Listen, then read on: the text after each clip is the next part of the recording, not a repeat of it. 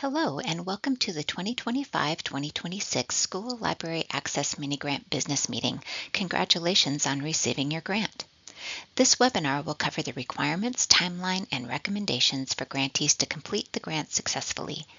If you were unable to attend a business meeting in person, please watch to the very end as this webinar is packed with information grantees will need to successfully implement this grant. The program lead for the School Library Access Mini-Grant Program is me, Jeannie Standall, and Jamie Thill, our Grants and Contracts Officer, provides support on the financial side. We're both available to address whatever questions, concerns, or issues might come up during the program year. Our contact information is in your grant package too, so please don't hesitate to reach out with questions, ideas, or anything else SLA related. You can access all slide decks, links, and more resources on the SLA Mini-Grant Business Meeting and Workshop Padlet. Just scan this QR code, copy the link displayed on the slide, or use the link on the email message sent to all grantees on September 23, 2025. That email includes links to all the resources discussed at the School Library Access for All workshop. Need a minute for that? Pause this recording until you're ready to continue. The goals of the two types of SLA mini-grants are similar, and as you make decisions about your grant program and how to spend your funds, it's hard to go too wrong if you keep the goals of the grant in mind. For the Early and Elementary Literacy Grant, the first goal is to increase the amount of reading done in homes of children in elementary school, and for first-time grantees, particularly pre-K, kindergarten, and grade 1 students. For the secondary school grant, the main goal of the grant is to increase the amount of recreational reading done by students in grades 6 through 12. Increasing the number of quality, age-appropriate, interesting titles in school library collections, increasing the number of students reading on grade level, and increasing the financial support for the school library are goals for all of the mini-grants. This year, we awarded $195,000 to 43 grantees in all 6 regions of the state. 26 of the grants were early literacy and elementary grants, and 17 went to secondary schools. Every grantee school, either at the meeting or by mail, received a package of grant materials in a green folder with some important and useful documents. Let's take a look at those now.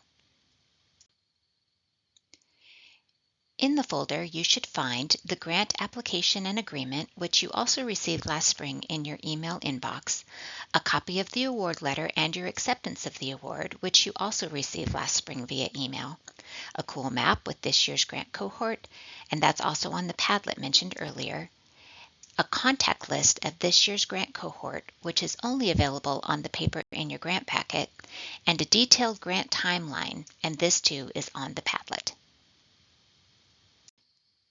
First, let's take a look at the application agreement. The front page is the official grant award notification, which has your grant number right at the top.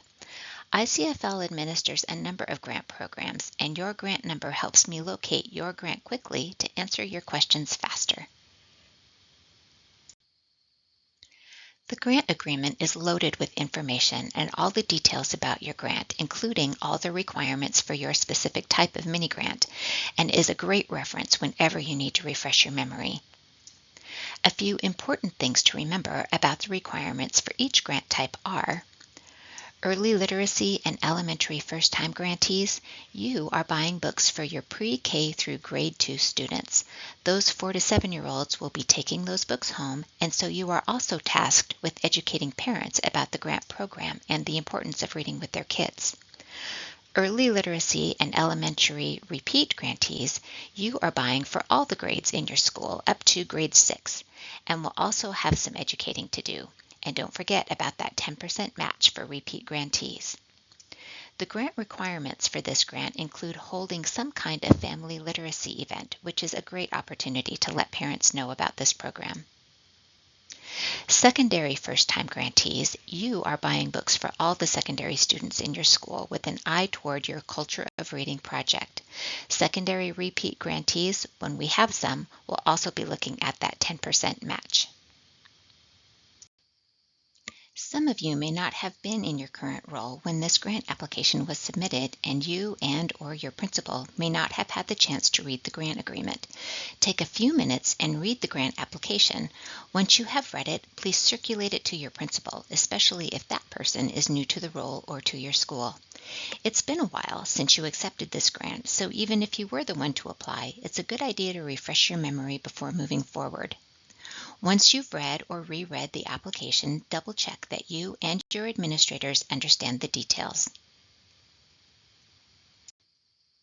Senate Bill 1196 states that no state-appropriated funds shall be used to support diversity, equity, inclusion, or social justice ideology as part of any activities, clubs, events, or organizations. If you are not using these funds for any of the listed purposes, just reply to Stephanie's email to tell her no grant funds are being used in that manner. Most of you have completed this already, but if it is still on your to-do list, please respond by October 31st. Next, take a look at the map with this year's mini-grant cohort.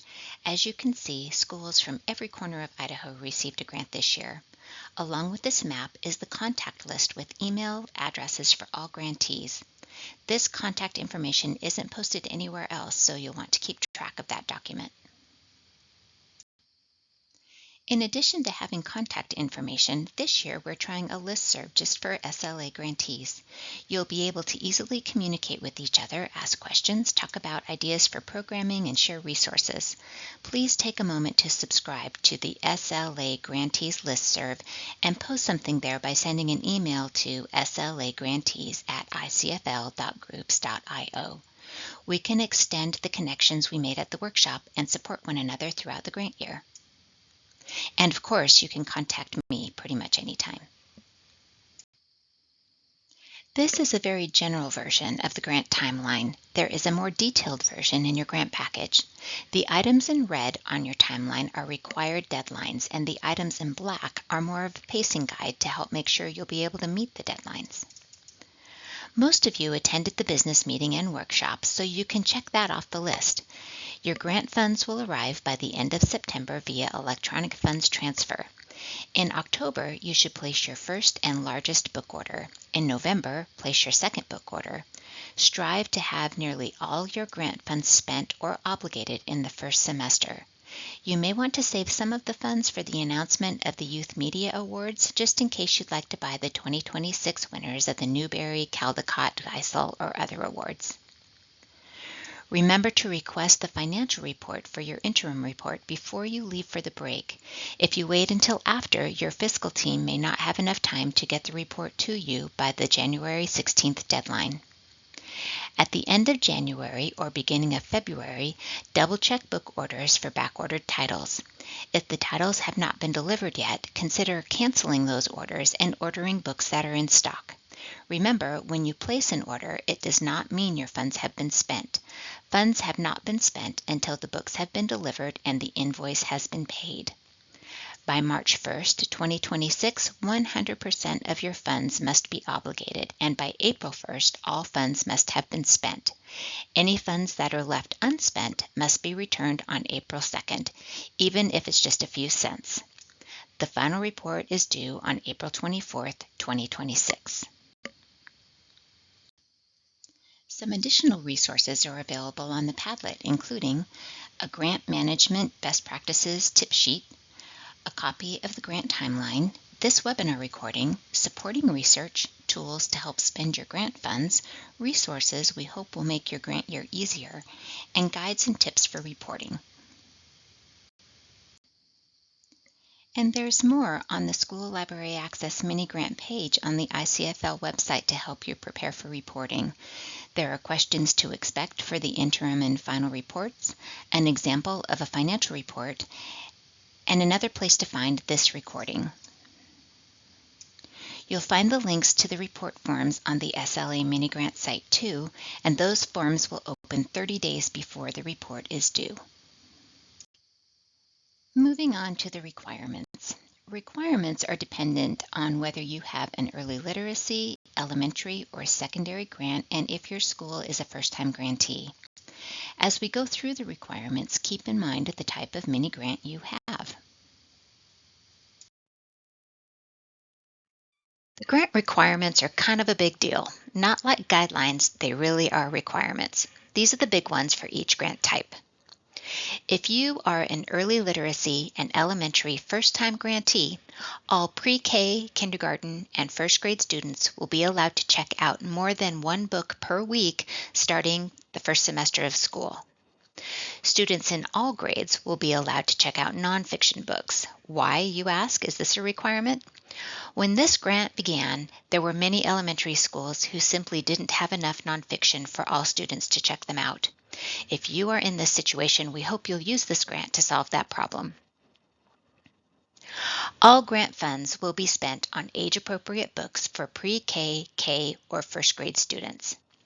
The funds may be spent on fiction or nonfiction, but at least 40% of the funds must be spent on nonfiction titles, and that's 40% of the funds, not 40% of the titles. If your elementary school has received a mini grant in the past, your grant can be used to buy books for all the students in your school rather than just the littles. All students, even the youngest in your school, will be allowed to check out more than one book per week starting their first semester of school. All grant funds will be spent on age-appropriate books for the elementary students served in your school up to grade 6. Funds can be spent on fiction or nonfiction, but again, at least 40% must be spent on nonfiction. The school or school district must contribute a 10% match from school funds to be spent on books during the grant period. The funds should not come from the library's fundraising efforts. It's important to note here that grant funds are meant to supplement any money already funding the library, not supplant. Librarians must complete an additional professional development event or activity during the grant period. For ideas on the types of PD that would work, visit the Continuing Education page at libraries.idaho.gov. All early literacy and elementary grantees must hold a family literacy or other outreach event, the main goal of which is to provide an opportunity to educate parents and caregivers on the importance of reading with their kids at home.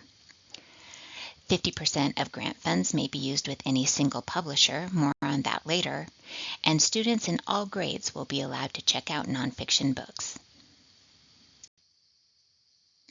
For our secondary school grantees, the requirements are a bit different.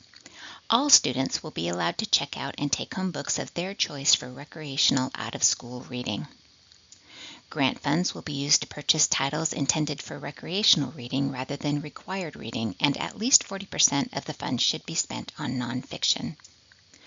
Grant funds may be used for library reading programs that are meant to create a culture of reading in the library or throughout the school. Some examples of programs that would fit the bill are Young Readers' Choice Awards, book clubs, and Idaho Battle of the Books. Grantees will develop a program or event aimed at creating a culture of reading at their schools. We are looking for programs that appeal to students who aren't regular visitors to the library and or those who don't read for pleasure. Librarians must complete an additional professional development event or activity during the grant period. Again, check out the Continuing Education page at libraries.idaho.gov for lots of options.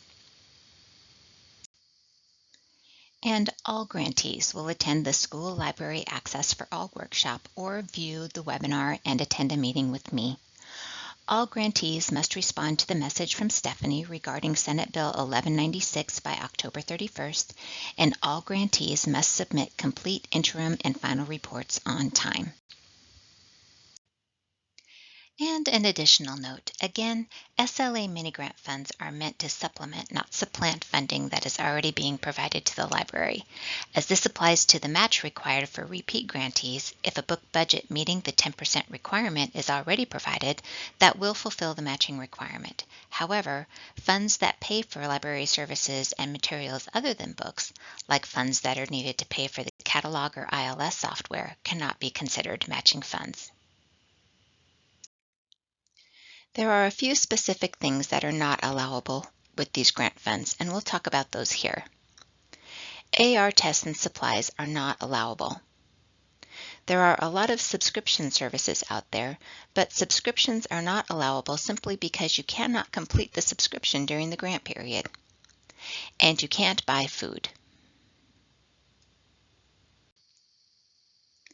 ICFL has been at this for a while, and over the years we've learned from feedback and results from program participants about practices that successful grantees have in common, so please let me offer a bit of unsolicited advice.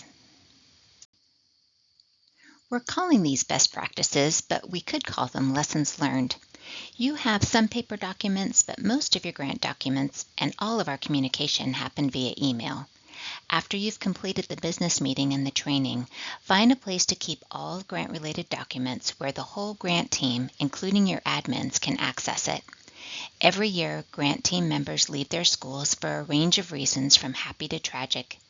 If for some reason you are unable to complete the school year and all grant docs are in your email inbox, no one else will be able to get them and may not even know that they're responsible for them.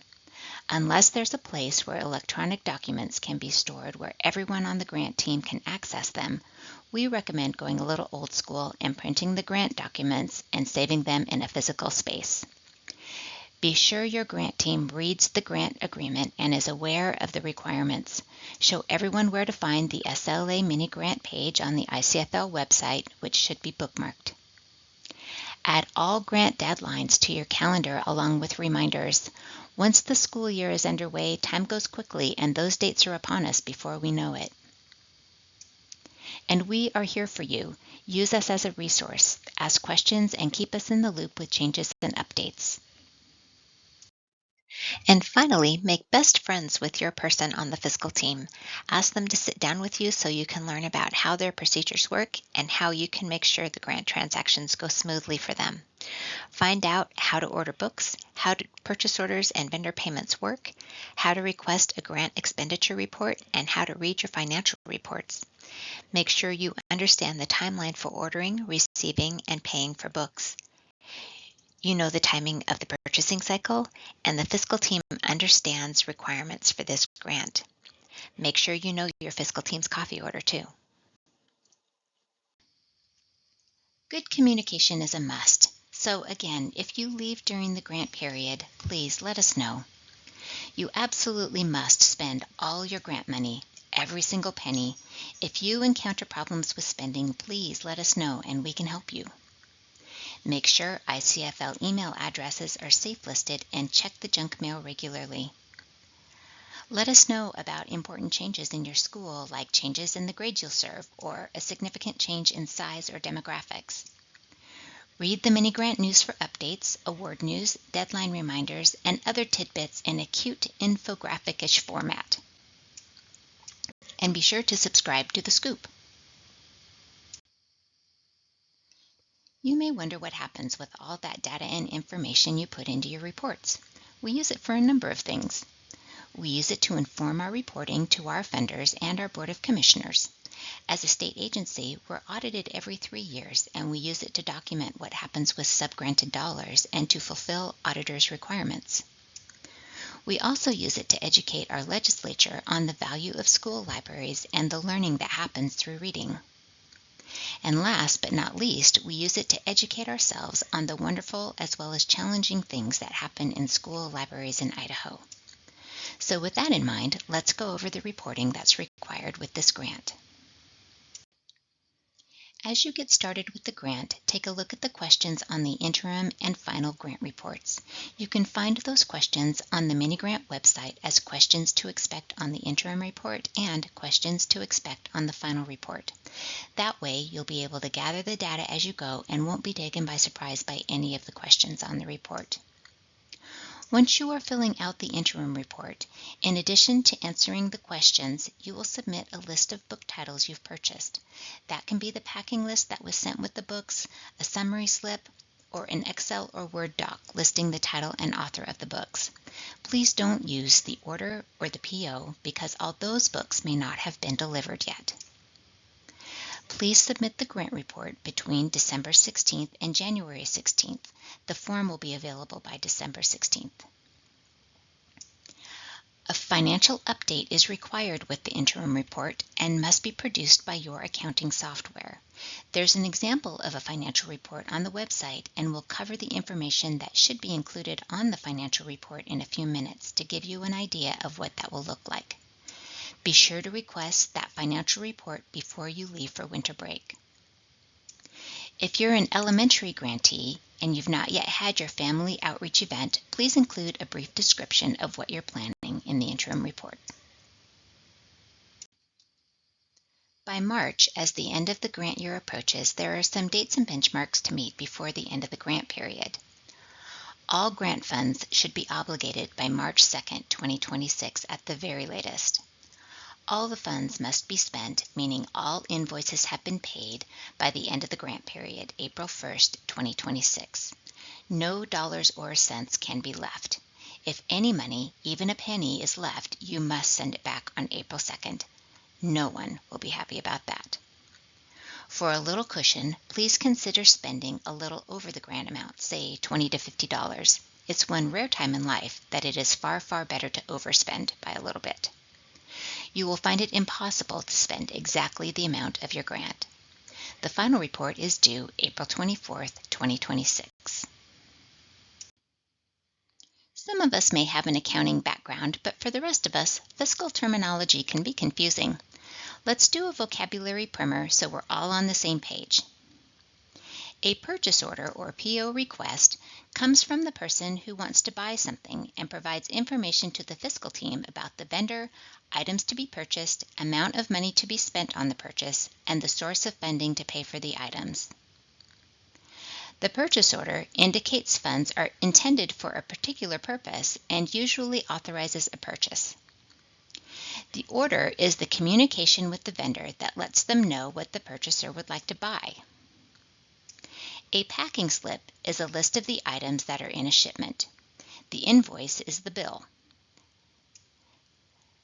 The financial report is an accounting system generated report showing receipt of the funds and the transactions that have spent down those funds. The financial report is what ICFL uses for proof of payment. Financial report is a generic name for a report that can go by any number of names. Many are called general ledger report, account detail ledger, account activity detail, and so many others, depending on how your fiscal team tracks and reports on money. Whatever the name of the report, here is what it should include.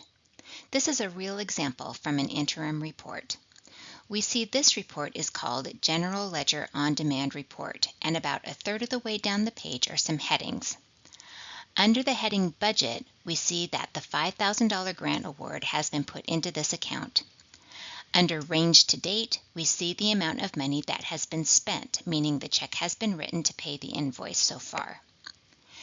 This is the same as year to date at the time of this report.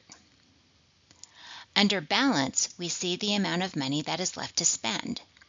Under Encumbrance, which is another name for obligated, meaning there is a PO issued but the invoice has not yet been paid, there is zero. We know from that there are no orders pending at the time of this report. In the red box are the transaction details so far. We can see that there were some purchases from Amazon and books were bought somewhere with the credit card. Someone went to Florida for something, which put up a red flag for us, but then as we move further down the list, we see that transaction was reversed.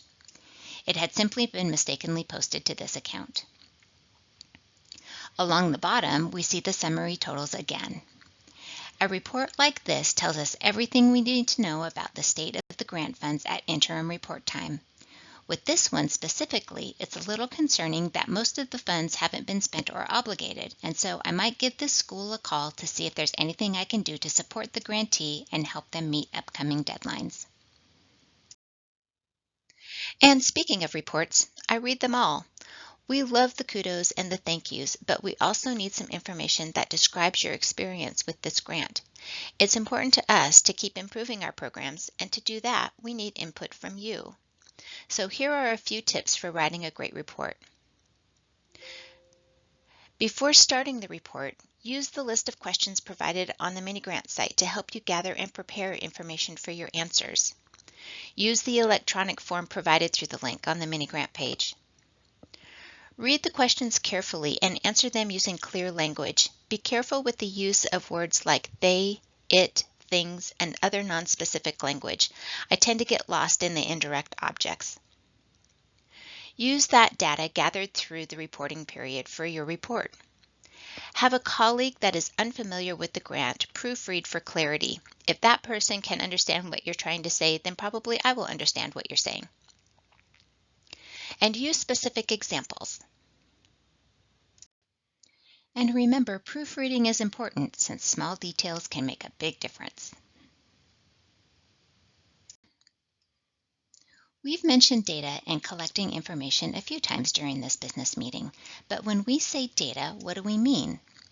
For the purposes of this grant, when we talk about hard data, we're talking more about quantitative information like an increase in circulation, increases in visits to the library, and demonstrable improvement in literacy skills. Soft data, sometimes called anecdata, is more on the qualitative side. It includes quotes from students, teachers, and parents, anecdotes of adventures in the library, and relayed stories about improvement in reading from teachers. We love to hear how much the kids are excited about the new books, but we'd also love to hear more details. We use the information from your reports again to do our own reporting to our funders.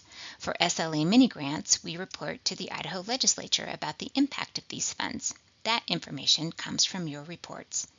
And these reports are useful for you too. Tracking the data really does help you advocate for and justify the library program. Show your decision makers and funders the amount of reading students do when they have new materials versus the amount of reading they do with an older collection. New, exciting, and interesting books equals more reading, which equals better readers. Assessing the collection, researching, and selecting books is going to be a big chunk of your time spent on this grant, and we want to help you get the best value for your grant dollar. So here is a bit more unsolicited advice. Selection was covered more thoroughly during the SLA mini grant workshops, but let's do a quick overview. Book selection is a time-consuming job, so avoid getting overwhelmed with choosing books and spending all your money by starting early and having a plan. First, do a quick review of your collection and identify your weak spots. Probably you have a pretty good idea of what these are already. Also take a moment to review your selection policy. Find one or two review sites that you trust. I like School Library Journal reviews. Novelist also has all of those book review sources.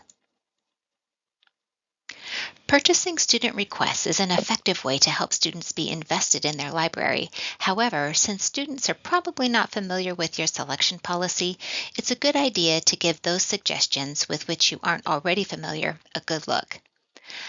Purchase them if they're appropriate for your library. Nothing encourages students to read like having what they want to read in the library.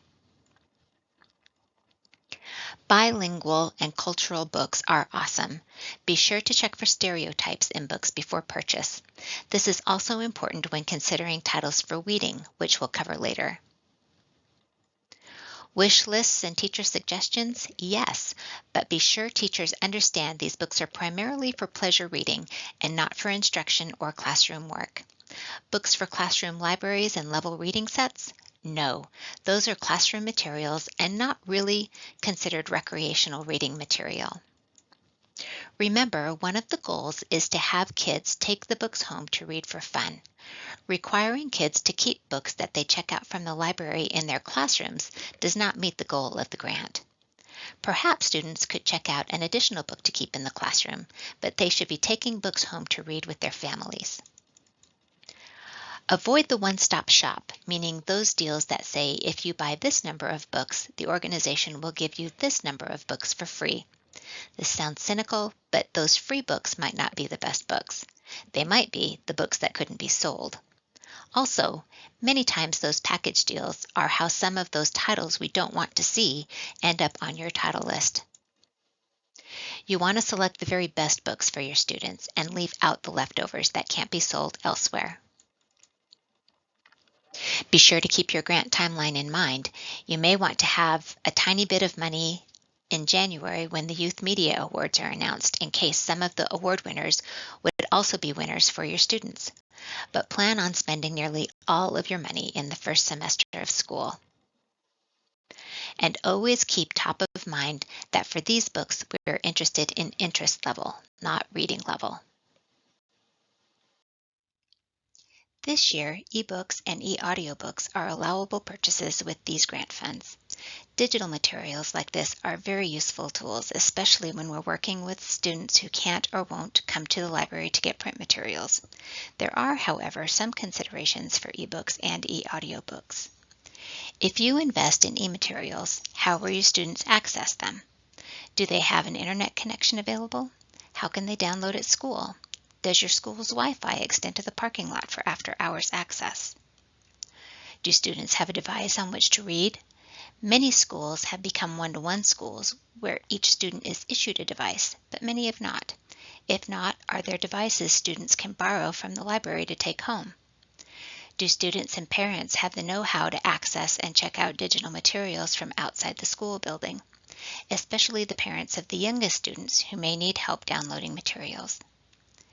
Is there a plan in place to maintain the titles bought with grant funds? Different ebook vendors use different models for access. Some ebook and e-audio titles expire after a time limit, and some expire after a number of circs, and some are the library's to keep. It's important to understand how each vendor manages those details for each title you purchase. Speaking of ebooks, take a look at the IDEA, or Idaho Digital eBook Alliance page at libraries.idaho.gov and check out all the titles there. If your school district has not already, you can join IDEA and have access to thousands of titles appropriate for K through 12. This collection is purchased and managed by ICFL. Joining IDEA costs your school and school district nothing. You get access by joining the Alliance, and students access the collection with SORA. Dozens of Idaho school districts have joined and are using the collection. If you haven't, get all the details on the website and contact me, Marina Rose, or Dylan Baker for more details. Getting the most bang for your buck doesn't necessarily mean getting the highest number of books for the money. It does mean getting the best books for your students. I like a bargain as much as the next girl, but it's better to get fewer awesome books than lots of so-so or not so good books. We want you to get the very best books that your students will want to read, and those generally don't all come from the same place. They definitely don't come from the same publisher. And so, no more than 50% of your grant funds can be spent with any one publisher.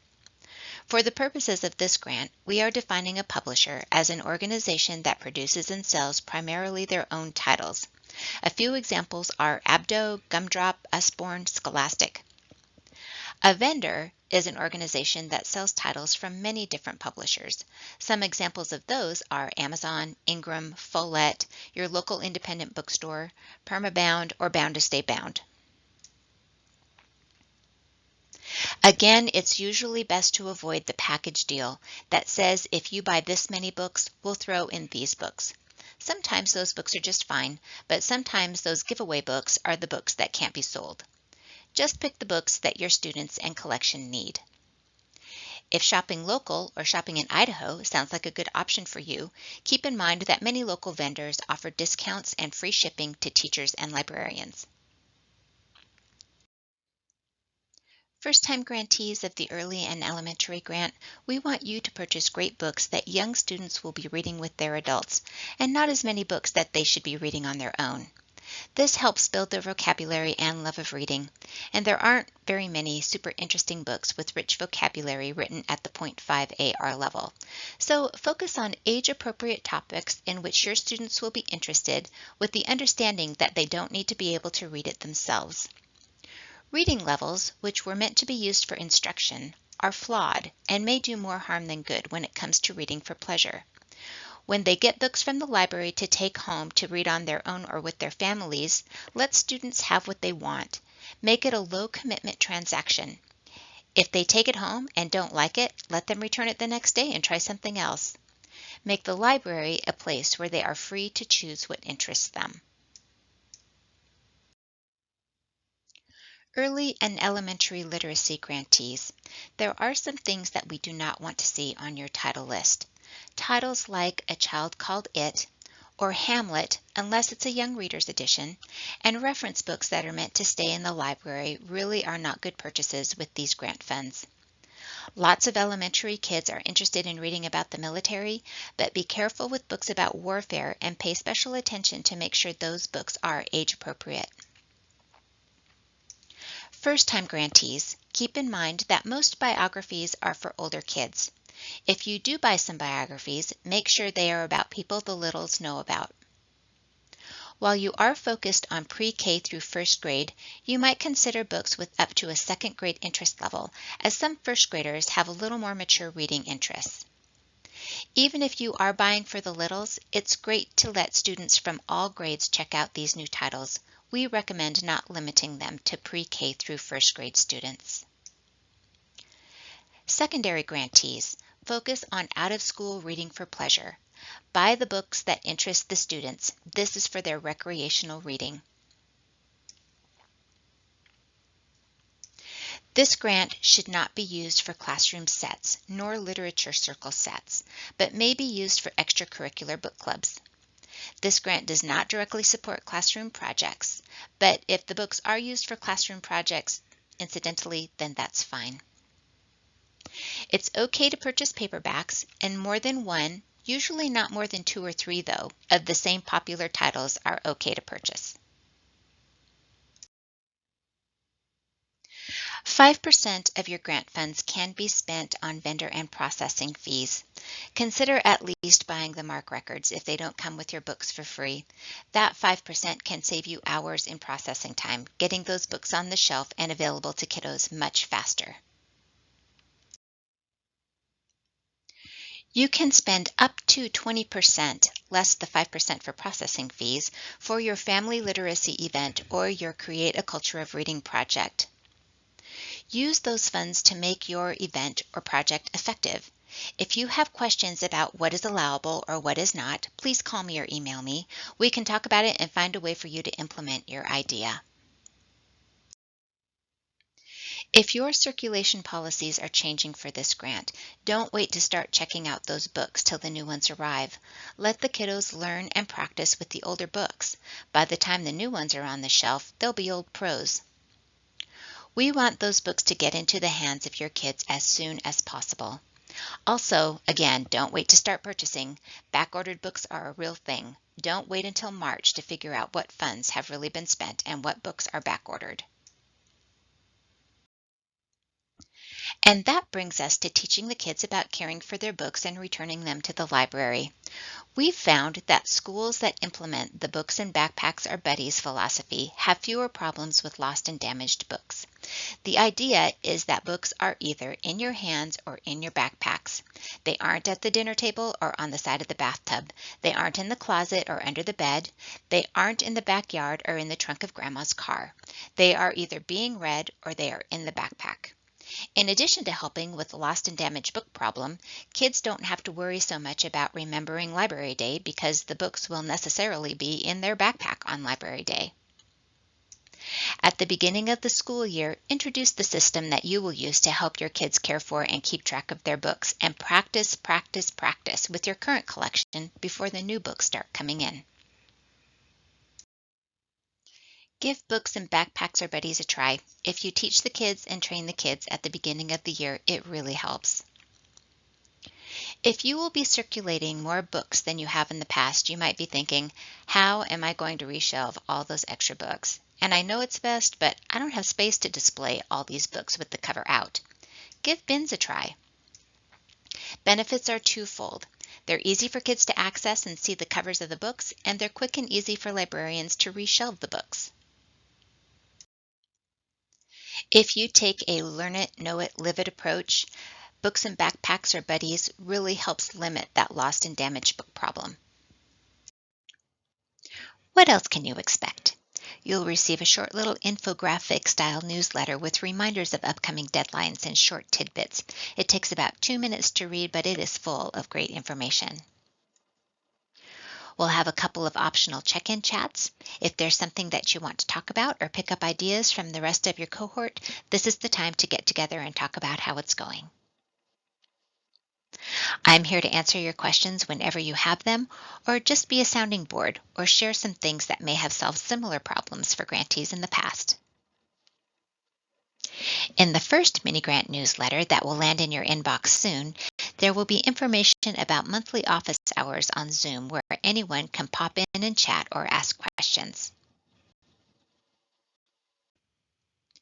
Here's one more reminder to transfer important dates and deadlines to whatever calendar you live and die by, and an extra reminder to spend every single penny of your grant funds by April 1st, 2026. Going back to the number one goal of the grant, which is to increase the amount of reading done out of school for Idaho students, sometimes we have to go beyond just checking books in and out. We really need to share literacy information with parents so they are reading these books to their kids and encouraging their independent readers to keep reading. Communicate with parents about the benefits of reading and hold your literacy night as early as you can. The goal is that all adults in a child's life know the importance of literacy development and how best to support its growth.